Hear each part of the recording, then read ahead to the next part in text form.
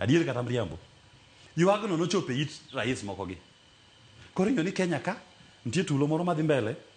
Koro support mikelo ne Rajakom eyuni en mar deal gi wach mantie Kenya ka endini. To mano be dibed ni miyo Jakom nokoyudo kuche moko, ariyo kata adek moko. Nitie ma ywak ma Gen Z ywak godo Kenya ka ni. Nomiyo Jakom okoyudo gini.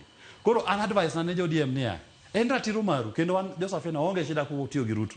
Nikech sama tiyo gi Ruto no bende tijwa bet mayot. Nikech koro joma odong' e opposition koni tin. Koro sama dhi campaign kodu, wan ok wabi wacho ni ODM gino dalawa maduong' ni no gitimo gigo. Wawo nywando gi gitegi sirikand Ruto, ni sirikand ni ogo piny dusla. To Gachagua gi Kalonzo, sama campaign wabro wacho ni yawa, coalition muloso ni en mar miyo Kalonzo komni, Gachagua komni, Eugene komni. Wan kanyo waonge. Wan odwa kaendi wan self-contained, Wanjigi e president, an jalup mare. To mane gima dhi na jopiny, to campaign godo. Ni to gima kelo nu e piny ka, maendi e promise marwa, mar economy, mar uchumi. Ka jopiny oyiego, to gibro gonwa kura.